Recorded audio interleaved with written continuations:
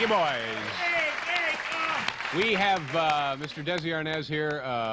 Wow, Irving Hall and his trained baboon. Have you ever worked with a baboon? No, not yet. Oh, boy, Sandra Bernhardt is here tonight, and tomorrow night, by the way. Sarah Bernhardt? No, that's Sandra Bernhardt is here.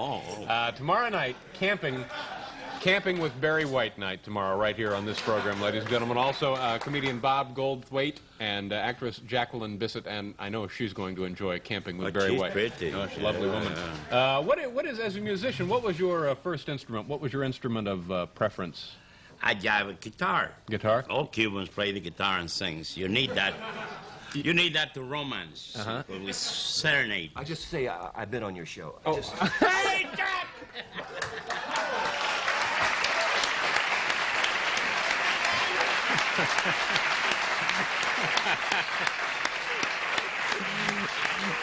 Well, now... I was just telling That's David, right, I saw him across the way there in the dressing rooms. I've never met Jack Paar before, and I met him earlier tonight, and I said, why don't you be a guest on our show? And he said something to the effect, it sounded like Fat Chance. I don't know what he said.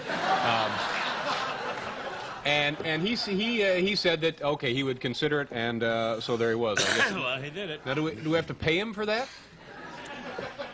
It's the strangest thing. I thought... Not as much as you pay me, and that's not a hell of a lot. No,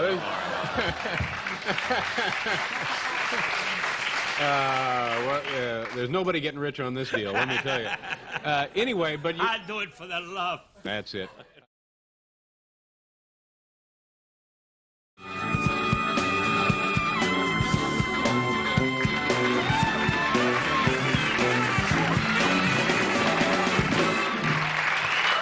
That sounds terrific. Very nice. Yes, sir. Grover Washington, Jr. We'll be talking with you a little bit later, right, Grover? My next guest. We're all very excited to have this man with us. He is one of the most influential and also controversial figures in the history of American television. This is his latest book entitled P.S. Jack Paar, in which he tells of his adventures inside and outside of the television studio. We're very happy, as I mentioned, to have him with us tonight. Please welcome Mr. Jack Paar.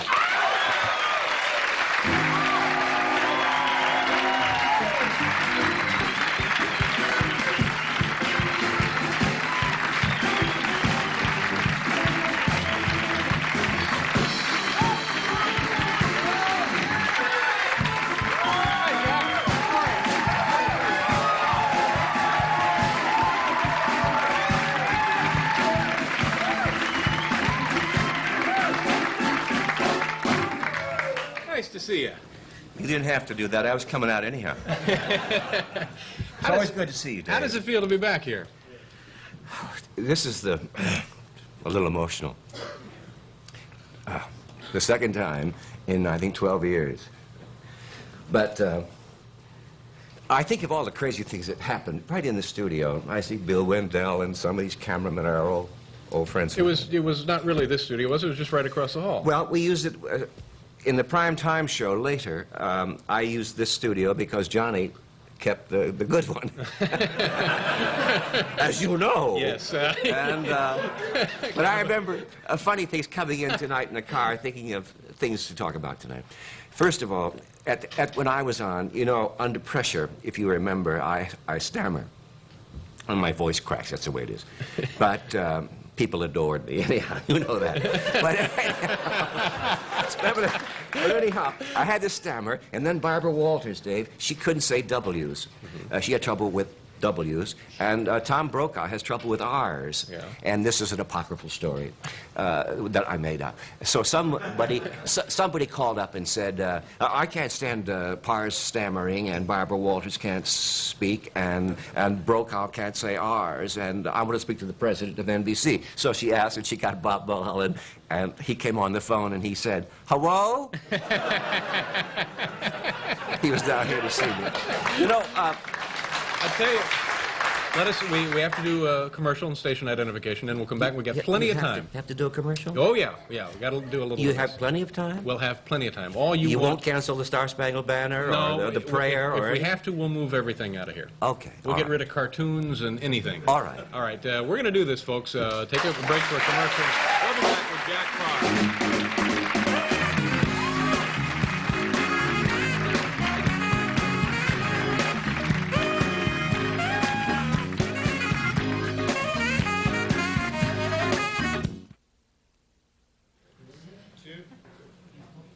Tonight on Late Night, join us for Thanksgiving with actress Mary Lou Henner, comedian Albert Brooks, and a look at Thanksgiving 1999, the kind of TV our forefathers fought for.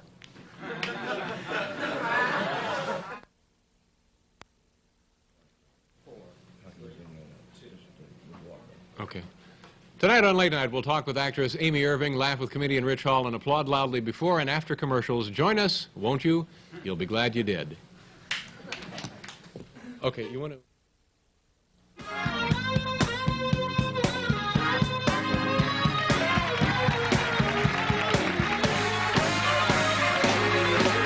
Hi there, we're back. Jack Paar is here. Tomorrow, Albert Brooks will be here, and Mary Lou Henner will be here tomorrow night also. He's a very clever man. We had him on terrific. A lot. Brooks. Amy I love Irving. Mantovani over here. I just think that's that's my kind of music. You know, when you did the Tonight Show, and it was actually the Jack Paar show after a year, wasn't it? They just gave you the whole show, didn't they? Well, I don't know. That was a corporate reason. They changed it from the Tonight Show to the Jack, but I never asked for that, and I was against the change. I don't know. It must have been a corporate reason, or else legal reasons. They wanted no part of it. You know, they wanted me to take the blame from.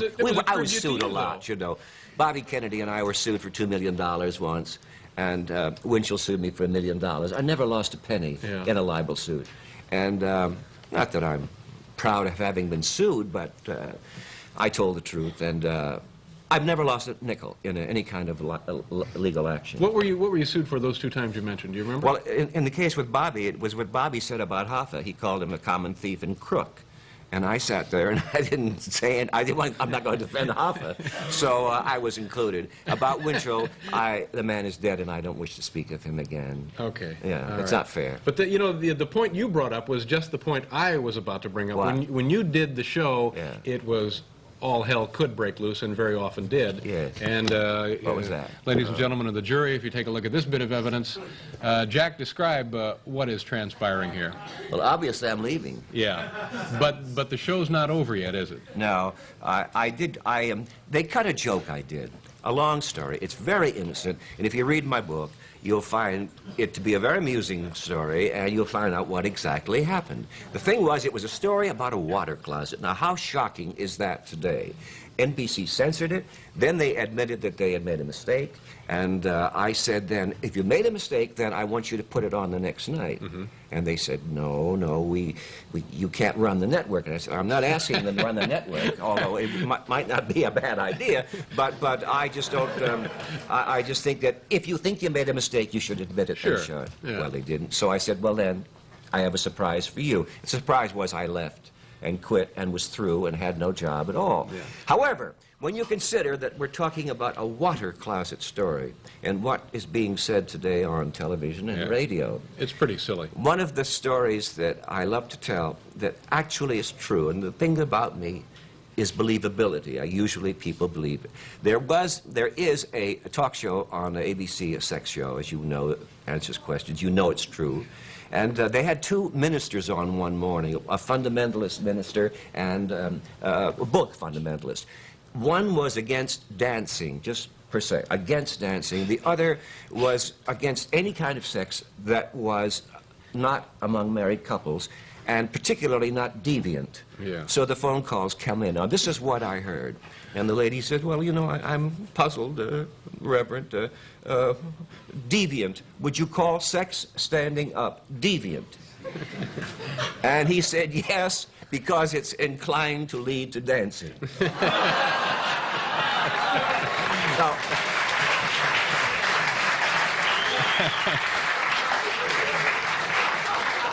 there was this is an innocent story, but the one I'm going to tell you was about the minister, no, not the minister, it was, oh, gee whiz, I forget. Well, let me ask you a question while you're What? thinking of Ask that. me anything. Now, I want to get back to the night that you just packed up and walked off the show. Yeah, now, yeah. What we have here in front of you is 90 minutes of network television time, right? Yes. This was what, a Monday or a Tuesday night?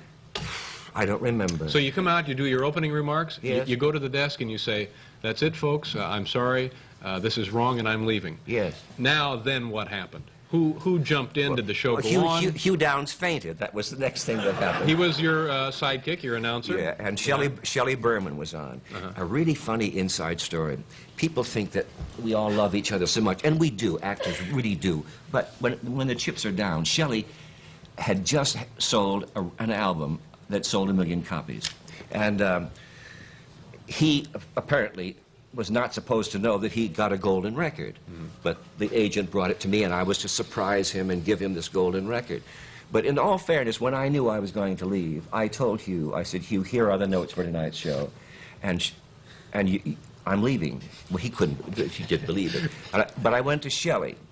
I thought these friends of mine would miss me or say, God, you know, we've been together, and so and I love you, and good luck, and everything. I said to Shelley, in all fairness, Shelley, I'm leaving secretly. I'm just going to walk out of here. And Shelley says, what about my golden record? No one said goodbye. No one said anything. It was a strange way. I remember... It was very exciting television, though, to see that. I remember I am slightly paranoid. By that I mean I find trouble everywhere. And I'm very... I think I'm a modest person, but I always think something's bad going to happen. Sure. And like you, I drive in from the country and in my little sports car, and I wear gym shoes and a sweater and slacks. And suddenly, here in the studio, I have my own clothes, nice clothes I wear on the show. Then after the show, change back, just as you do, Dave. And I got in my car, and I'm on the West Side Highway, on the same highway you're on every night, and I'm going home, and I realize I don't have my wallet. Now, that shouldn't be a big issue. We're talking about 50 cents. Yeah. But I can go into panic, absolute panic. Then I begin to talk to myself and say, well, what will I do? The first thing is, I'll take off my wristwatch and say, this, and I'll come back tomorrow night and get it. I thought, that's kind of corny. No, I know what I'll do. I'll tell him I'm Jack Paar. And I thought, he may not like Jack Paar, and that may not be a good idea. Then in my fantasy, I'm getting angrier and angrier at a man I've never met or seen. And I say, I'm going to tell this guy that I'm a friend of President Kennedy. Yeah. I had lunch with the Attorney General last week. That's what I'm going to tell him. Then I realized that that's so silly. And I said, I'm going to be sensible and not stammer and just admit it in a deep voice without stammering. And I remember pulling up to the toll booth, mad at this man, putting the window down and saying, I don't have any money!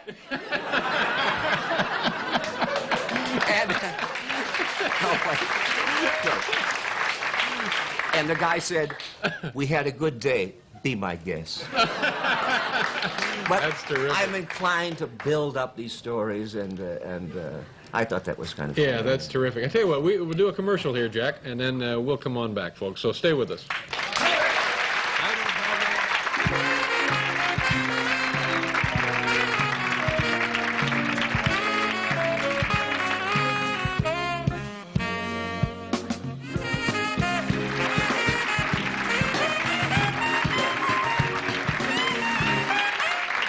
Folks, Jack Paar is here. You did the show not only from the studio here, but you did it all over the world, actually. Well, I think unlike anyone doing this kind of show now, on any of the networks, I was, 20 years ago, I did the shows like this from Berlin, as you remember, and maybe some of you remember.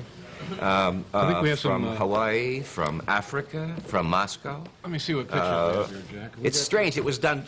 I was the first to talk to Castro.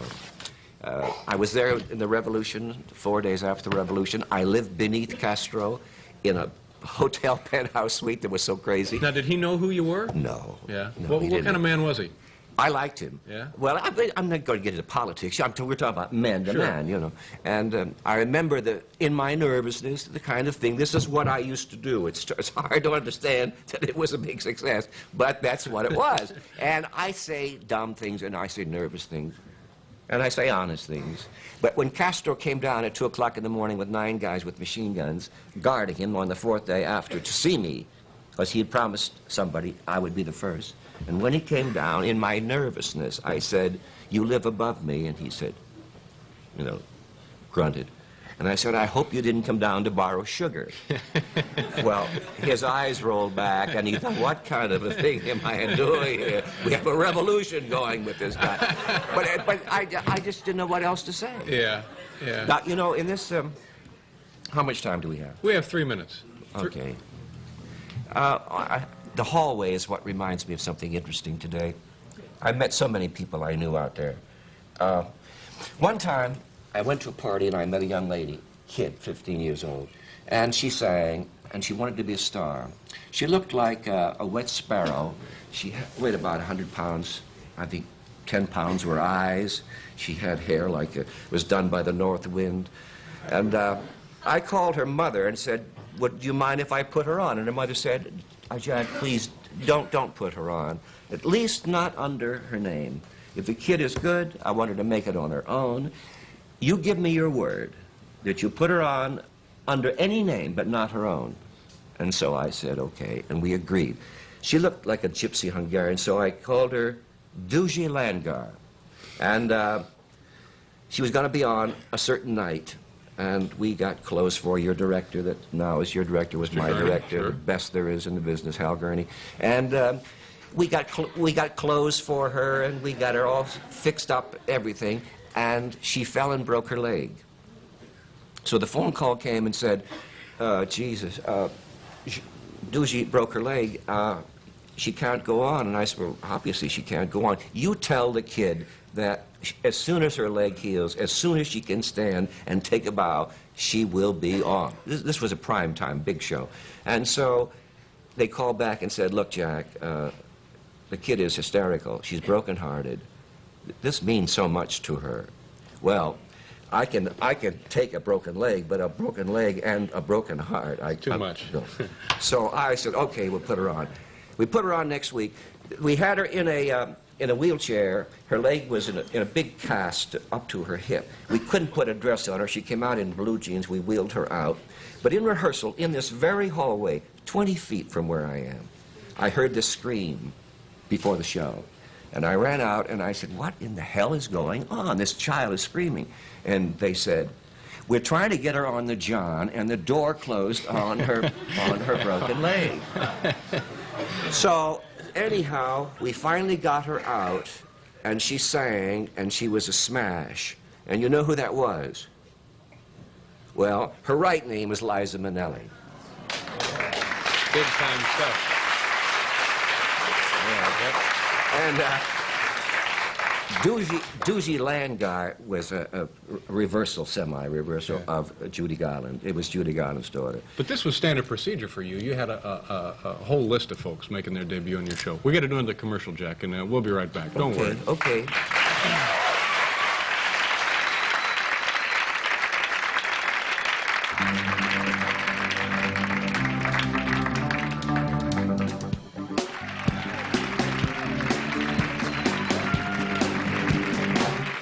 We're back again. Jack Paar is with us. Grover Washington Jr. will be playing for us a little bit more in the show. Listen, also. I've been here long enough. What I want to do is just show you something I think might be amusing. All right. Might be interesting. You know nothing about it. I know. Okay. Incidentally, can I just say before I go, this is the most modest, the nicest young man that...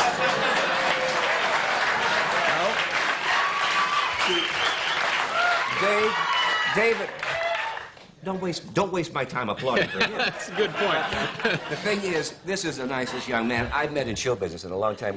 Jack, now come on. No. But now I'm going to show you something that he knows nothing about. Only two people know about it. The director who knows about it, and you come with me, yes, dear sir. boy. Now, I never won a lot of awards, but I have something that's so rare and so touching to me that... and I think funny to you. Just trust me, it is true, it is honest, I'm not a phony. Come. Cover me, Paul. Yeah. If I don't come back, God love you. Well, this is exciting. This is the hallway. Yeah. This is the hallway.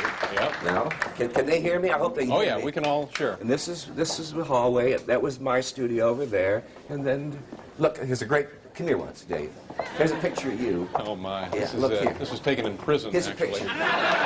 This is, yes, this is an unbelievable Yeah, photograph. it's a great shot. I didn't know that was...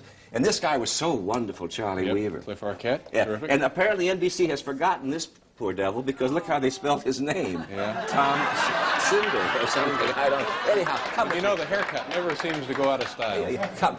Right. Now listen. Poor Tom. It's not fair to be saying things about Tom. Now this is the hallway I would walk every night. This is the hallway that Liza Minnelli yelled in. This is about here is where I found Dick Cavett. He was waiting for me, a little kid with his little joke. He wrote for you for a while? Yes, Dick Cavett. Okay. Now this was my office. Come here. This was my office. Now they keep dogs and it's a junk room. It's just nothing. But come here. All right. Now, among the many acts I found and helped in show business, among the many, used this dressing room. Right. An act one night that now is very famous. And while I said I never had any awards and was not considered much by many people, the point is when I open this door, you'll see a tribute that was made to me that nobody has seen in 20 years. As a matter of fact, Bob Mulholland, the president of NBC, was here this morning. They had to open this door. This actually was a series of steam valves. And this little act that was on my show for the first time, had never been on television, were so nervous waiting to go on that they decorated something. I swear to you, this is true. This has not been seen in 20 years. Oh, that's amazing. It says, with love, the Muppets. Yeah. Jim Henson did all of this stuff? Jim Henson did all of that just before the show. And it's the only honor I really have. I can't take it home. This is But unbelievable. at least we had a chance to show it. Yeah, that's terrific. Can you go any closer? Now, how long did you keep this poor man waiting in here, Jack? This is like a decade of work. This has not been seen in 20 years. NBC had the door locked, and I don't think anyone knew what it was. Yeah. Just Hal Gurney and I knew about it. Oh, that's terrific. So, listen, you have a This is lot more to valuable do. plumbing now, isn't Yes. it? Yeah, that's very nice. It was good seeing you, kid. Good seeing you, Jack. Thank you for having me on. Have a good holiday. And thank your audience very much. Jack, you need two favors. Have a good holiday and come back and see us. Jack, we'll be right back. Thank you very much, Jack.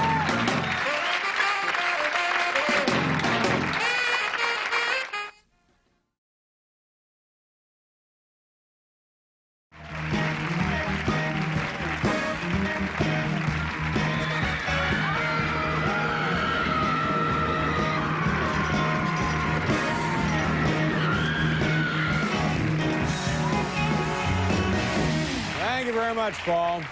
Gonna go back down there and take a look at the tree again? All right, let's see what's going on down there. Here it comes. Okay, thanks, Hal. Oh, my God. Oh, run for your lives!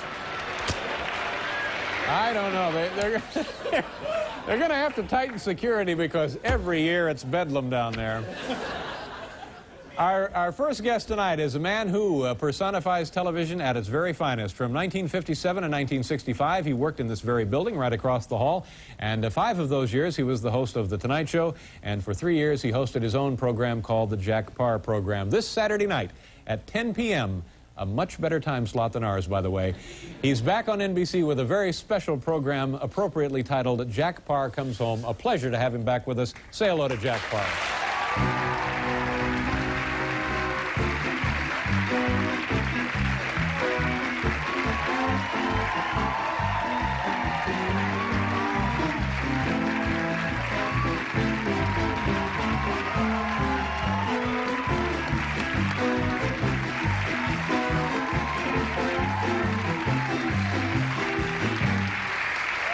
Yeah. Good to see you again. I thought I'd stop because it was bound to peter out anyhow. Very thoughtful of you. Yeah. How are you? 2 years ago, I think you were here. I'm very weren't you? well. I'm Yeah, very well. yeah.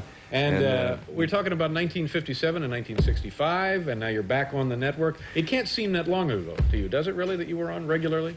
No, it doesn't really seem that it was that long ago. Yeah. No.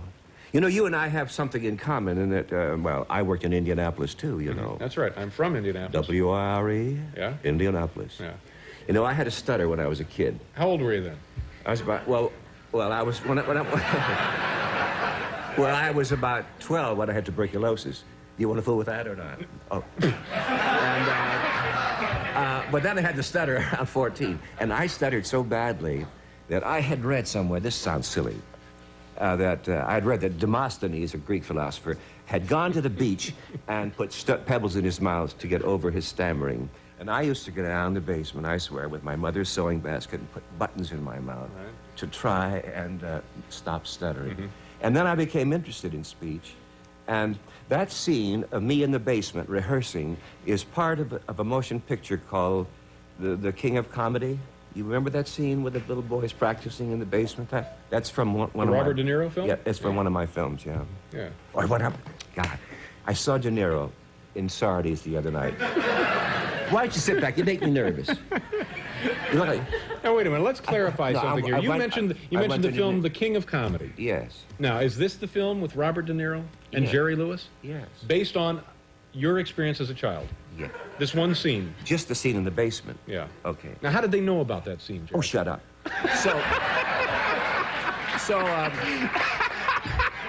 Listen. Why, I oughta...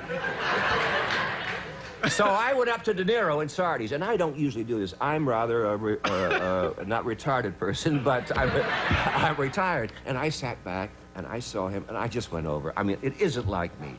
And I said, Mr. De Niro, I'm Jack Paar. I was very popular years ago, and you made a picture called The King of Comedy, and a scene in it is taken from a book of mine. And I've seen you in the boxing picture, and I saw you, and you're just a wonderful actor, and forgive me for interrupting your dinner.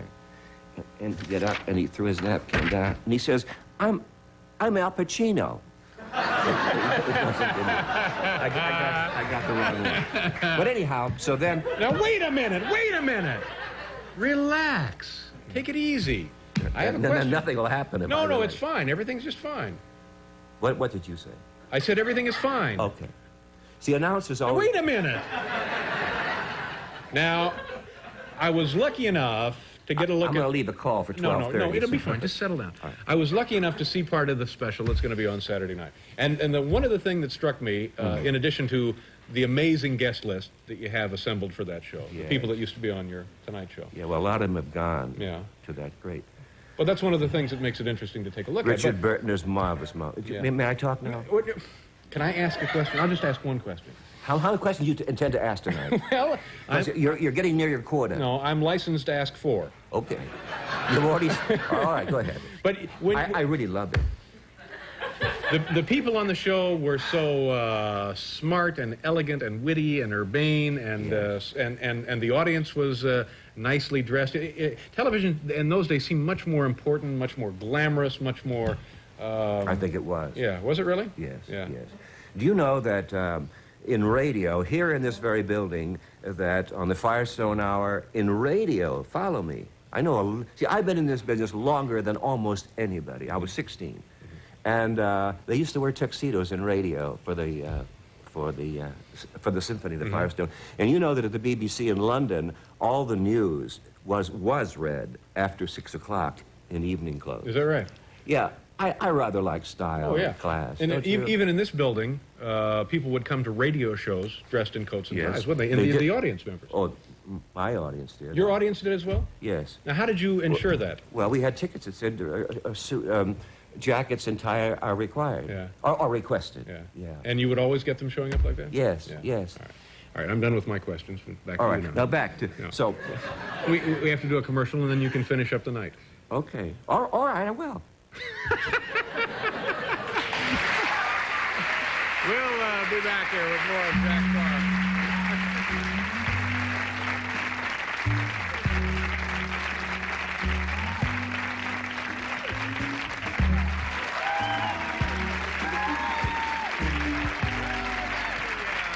The show, Jack Paar is with us, and you keep doing that. You have more to tell about being a young boy announcer, don't you? But you see, when I was about 18 or 19, I was on CBS from Cleveland at a station there, and I was the happiest kid in the world. I made about $75 a week, but that was in 38, maybe, 30. Plus, you're on the radio. Well, to be on the radio, WGAR, Cleveland, you know. Right. For a guy who stuttered, to be able to do that. You also had tuberculosis as a boy, didn't you? Yes, I did, yes. and a dash of leprosy, which I got over, you know. But thanks to Dr. Schweitzer, God bless him. So anyhow, I used to announce, see, these bands at night. Now, if you've heard, I know this audience is younger than I'm used to, but Swing and Sway with Sammy Kaye, that was me, and a Rhythmic New Deal with Dick Stabile. Rhythmic New Deal with Dick, that was what I said with my hand in my ear. Yeah. Didn't you always have your hand? See, Yeah. when you announce over, most announcers who read have their hand to their ear. That's because when you're announcing over theme from the terrace room of the Hotel Sattler, and you can't hear. Right. You see, So you can hear what you're saying. This increases the diaphragm. Although why you would want a diaphragm in your ear, I don't know. Of course, you might need it, you see, and then so you got your ear. Or if you're listening to Dr. Ruth Wertheimer, you might wear a diaphragm in your ear. Or suppository, it doesn't matter. Anyhow, then, now I'll tell you, now don't interrupt me. All right. I'll give you something fast if you promise me. 2 minutes? Do I have 2? Otherwise I'm going to go. No, you have. What do you mean you're threatening? Is this an ultimatum here? No. No, you have to. No, but there's some young guys on I want on. I don't want to go on, sit here and be great and knock those kids off. No. Okay.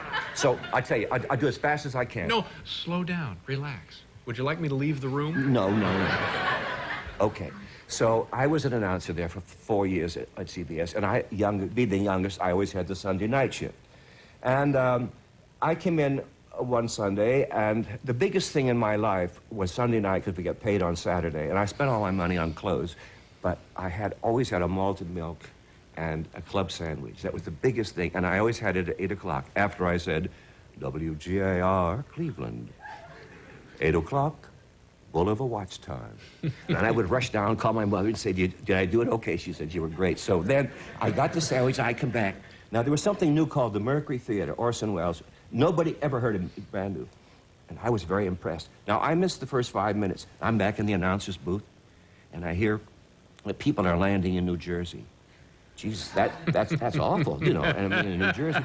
And I thought, see what happened, they opened it as the regular Mercury Theater, but then they came in and said, we interrupt this program to bring you, and you know, to this day, when I hear that, I just get ill, because, all right, the phone calls begin to ring. Now, on Sunday night, we had 8 trunk lines, but no operator. I had to answer all the phones and the complaints, and the people are calling.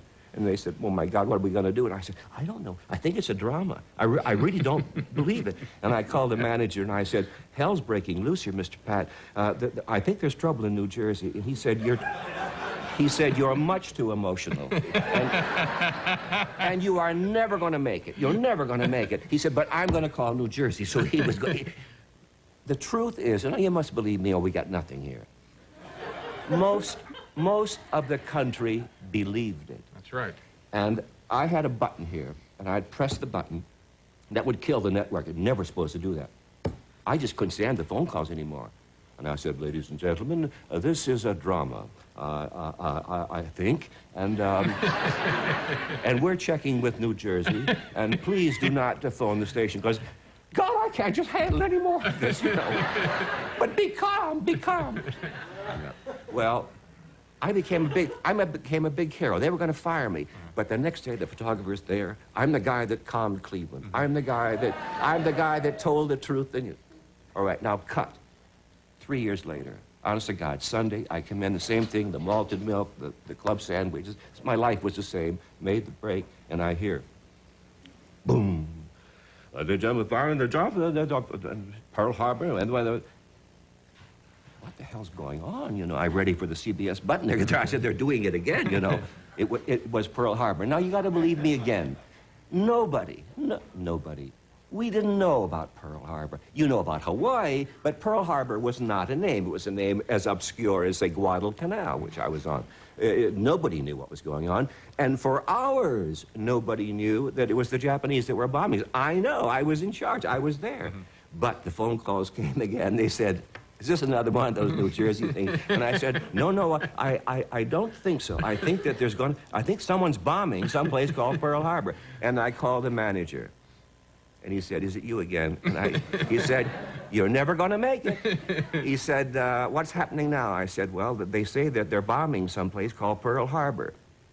He said, you are not to press that button off again at CBS. He said, because if there's World War II, I don't want you involved. So I wasn't there. It's not a very funny story, but it's quite... I thought it was very amusing, and I don't know why you don't put the applause sign on. No. No, wait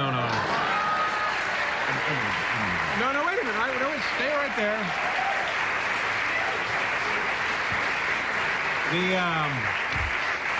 The show is 10 o'clock Saturday night. Never mind. No, I just want to say that... You know, I'm very, very fond of him. Thank you. I'm very fond of you, Jack. Of all I think the show turned out very well. Of all the young people around today, I like him the best. I really do. Of all the young people? Jack, thank you very much. Have a good holiday. Thank you so much.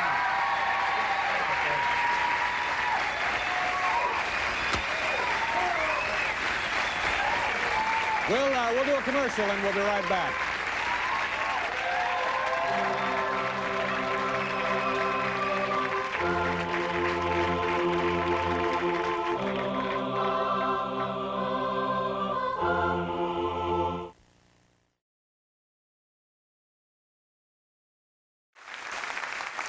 And sad news over the weekend. I just want to mention this. Jack Paar passed away. And you folks obviously know Jack Paar. He had the... Sure. Steve Allen had the Tonight Show. There was a gentleman who had the show before Steve Allen, and then Steve Allen had it, and then Jack Paar had it for 5 years. And when Jack Paar had the Tonight Show, that's when it really became something. And Jack would come out every night, and he would tell stories from his life, and he was fascinating, and he was interesting, and he was very funny. And he got upset with the network because they wouldn't let him tell a joke about it was so silly. He's telling a joke about a WC, which is, I guess, a British expression for a bathroom. It means water closet. Right. They wouldn't let him say water closet, so Jack gets his nose all out of joint, and he takes a hike for like 3 weeks. He's gone. He just walks off the show. Yeah. How cool was that? Those were the days when you could do that. How cool. Yeah. And so... Fantastic. And the whole country now is glued to this melodrama. What's Jack Paar going to do? And I'm telling you, many times in the time that we've been doing the show, I wanted to walk off. But, you know, I would walk off and they just get some other jerk in here. Okay, fine, we'll see you. And then it would be the Rudy Mendez show or something. And, but anyway, and Jack really was, and I'll tell you who reminds me of Jack Paar is Regis Philbin. They're very similar because Regis comes out, doesn't really have any material to work with, and he's always very entertaining. Well, he doesn't. He just, talks about what he's done. Off the top of his head, yeah. So anyway, Jack Paar, 85 years old, and our old director used to be the director for Jack Paar, and I got to meet Jack Paar, and a lovely man, really, and every time you would go to his house, it was like being on the show. It was crazy. And then one night we were there, and everybody starts, it's about 8 o'clock, 8:30, and after dinner, everybody's looking around, where's Jack? Well, he had gone to bed. I see. When Jack had enough of you, he would just go to bed. Go to bed. Yeah. So a great man, a real pioneer, a real innovator in the world of television. Jack Paar had a long, wonderful life, 85 years old, so we're sorry that he's no longer with us. But there you go, Jack Paar.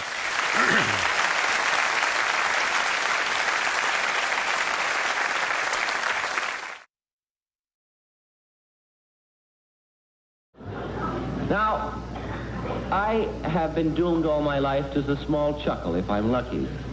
I wish I was the type of comedian who could do the broad, the big, the funny thing. But I've all my life been somewhat introverted, and I'm rather shy off camera. But I cannot do the wild, crazy thing, and I wish I could. I'd love to get big laughs like Buddy Hackett. But, I don't know, I just never could. I want to tell you, though, tonight that this is really... Thank you for... Thank you for coming tonight, and perhaps we'll do this again at NBC, or else I'll go from door to door. Bless you.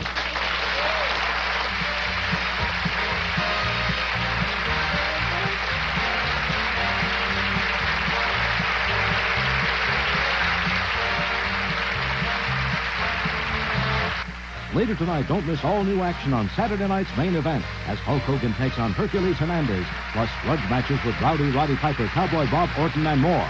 Hi, I'm Bob Costas for NBC Sports. For an inside look at the NFL, join Ahmad Rashad, Frank DeFord, Paul McGuire, and me on NFL 86.